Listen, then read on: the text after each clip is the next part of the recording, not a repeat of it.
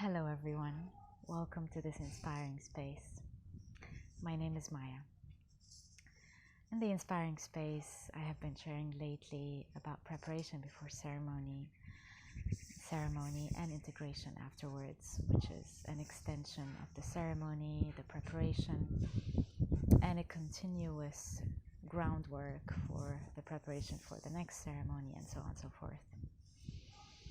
Change is ongoing, and so when we frame things under specific themes, which are preparation, ceremony, and integration, it's only to approach the psyche in a way that can simplify things a little bit.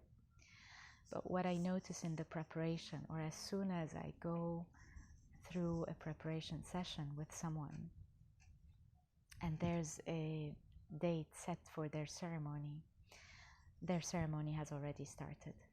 And so they really start sharing more with me about what is going on and what am I doing, or questions related to this is very weird and it's very intense, and so on and so forth. And the ceremony did not really happen yet. What I mean by that is that the ingestion of master plants or master mycelium did not really happen yet.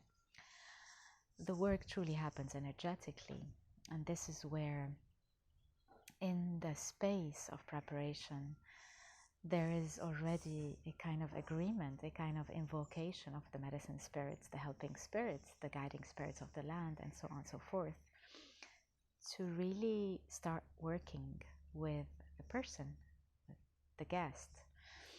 And this is only because the guest gave the green light to do that. And a space holder in general, a shaman in general, a shamanic practitioner, is only mediating this relationship to remind you, or to remind the person, that the connection is within them. That's all. And so the healing process can really start happening from the decision being taken, from the moment the decision is being taken to go into ceremony. And if we look at how ceremony was done over thousands and thousands of years, people would fast for days in order to go into ceremony, into a certain sacred ritual, into a rite of passage, into something that was celebrated, because this is how they would clear their mind, they would clean their body. And somehow the way it was explained to be worthy to connect and communicate with the spirits or the helping spirits, but going through a cleansing by itself clears the mind and allows a state of lightness in the body. So this still applies to the days we are living, and that's why fasting is also becoming more of, I would say, a trendy practice, and a very good trendy one. Intermittent fasting, for example, or juicing, or so on and so forth, water fasting.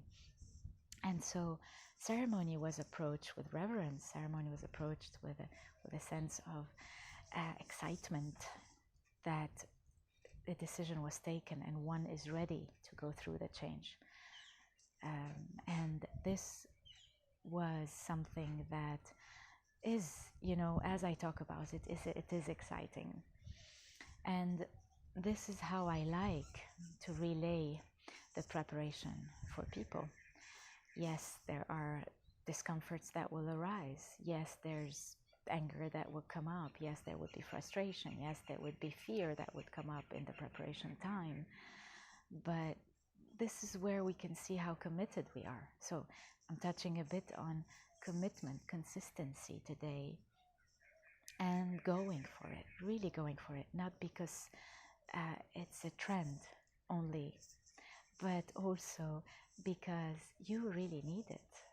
This is something that you relate to and that resonates with you, that feels right for you. This is what's important. Another thing that I would like to touch on today is responsibility. When we take a decision to go through a retreat in the Amazon, for example, or we travel the world in order to go to a part of the world where ceremonies are being done and plant medicine is being served. There is this responsibility that we take on. And the responsibility is, I'm responsible for my decision, and I am going to go through this, and I am responsible for whatever I can do in order to go through this experience, and I will do my very best. On the other hand, there is also the responsibility of the space holder, the shaman, the medicine woman, the medicine men,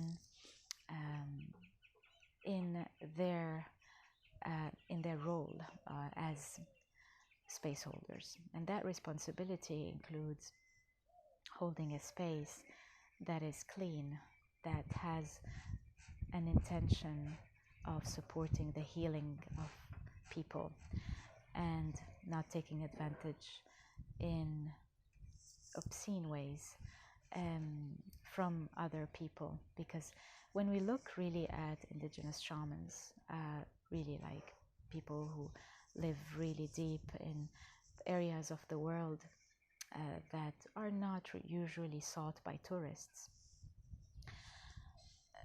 the offering is done because this is what the role of the shaman is. This is what they do. This is what they know. And they would be part of a family and also practice what is needed for the family. But they would do it because there would be this innate sense of purity. Maybe this is very utopic, but this is how I see it.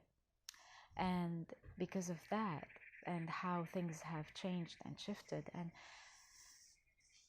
what has complicated the Western psyche, what has twisted the Western psyche in terms of power, in terms of greed, in terms of all kinds of twists around those subjects, has been impacting the world of plant medicine in so many ways, and we cannot deny this. And yes, plant medicines have become parts of retreats, and also within those retreats, services are being offered, and this is very helpful. But sometimes things can be bypassed in this kind of format. And I'm saying this because of experience. I'm not saying it because I heard it somewhere. And so, as I said in my previous video, I'm going to shed more light, like many people are talking about things based on their own experience. Not to convince, at least from my end, not to convince you, but rather to relay some kind of wisdom based on experience, and also what has been the learning from it. How was this wisdom being integrated in my own practice and in the way I guide other people? I find that this work is quite serious. Yes, it can be fun. Yes, it can be exhilarating. Yes, it can bring so much joy, especially when someone goes through a breakthrough. It can open the heart, and it can allow community to be built at a much deeper level than only the framework of plant medicine. Because plant medicine helps us connect with each other.